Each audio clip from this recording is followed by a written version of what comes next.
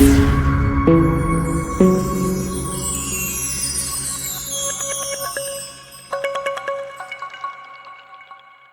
बातमीचे प्रायोजक आहेत हॉटेल बडेपीर।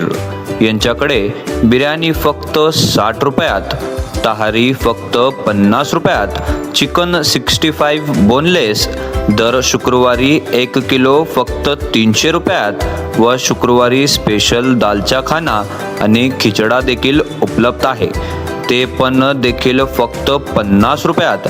तर सोलापूरकरांनो, याचा लाभ भरभरून घ्या असे सांगण्यात आले आहे। आमचा पत्ता मुस्लिम पाशापेठ, जिंदाशहा मदार चौक, सोलापूर।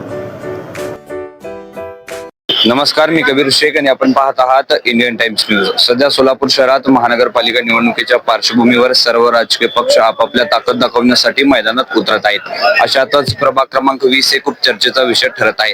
प्रभाग क्रमांक 20 मधून काँग्रेस पक्षाकडून अजूनपर्यंत अधिकृत यादी जाहीर झालेली नाही आहे, परंतु अधिकृत उमेदवारांमध्ये एक नाव होतं, परंतु हे नाव म्हणजे काटकर मॅडम यांचं नाव होतं। तर हे आपल्या सोबत आहेत, त्याने आपण यांना विचारूयात की कोण कोण प्रभाग क्रमांक 20 मधून उमेदवार आहेत।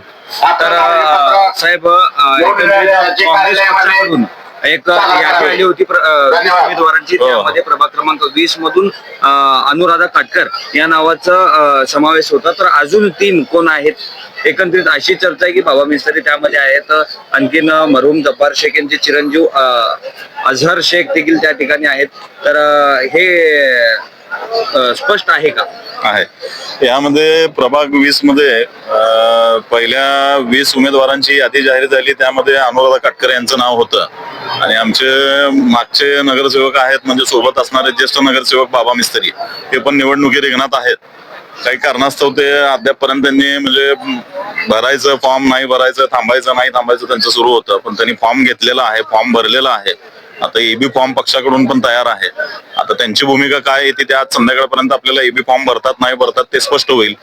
पण दुसरे जे उमेदवार आहेत पुरुषमध्ये, ते अझहर शेख यांचं एबी फॉर्म पण भरलाय, फॉर्म पण त्यांचं सबमिट झालाय आणि एक जागा जी आहे ती तुतारीला गेली, एक जागा तुतारीला गेलेली आहे, परंतु 3 जागा आहेत। आपण सांगितलं की बाबा मिस्त्री यांना एबी फॉर्म भेटलेला, परंतु आतापर्यंत बाबा मिस्त्री निवडणूक कार्यालयात आलेलं नाही आहेत, आणखी आलेलं नाही आहेत। 50 मिनिटं फक्त उरलेले आहेत फॉर्म भरण्यासाठी। तर तुम्हाला असं वाटतं का की एवढ्या गर्दीमध्ये? आशा तर अशी आहे की बाबा त्यांचं म्हणजे राजकारणाचं कारकीर्द पाहता भागाला त्यांची गरज आहे, भागातील नागरिकांना त्यांची गरज आहे।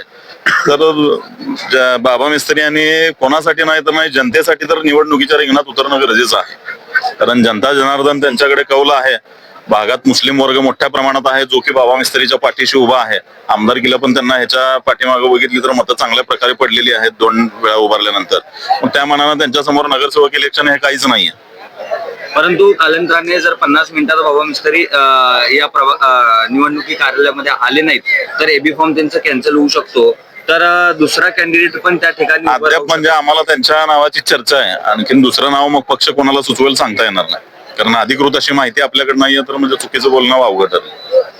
खूप खूप धन्यवाद सर। आणखीन उमेदवारी आपल्या मॅडमला भेटल्याबद्दल खूप खूप कॉंग्रॅच्युलेशन। धन्यवाद।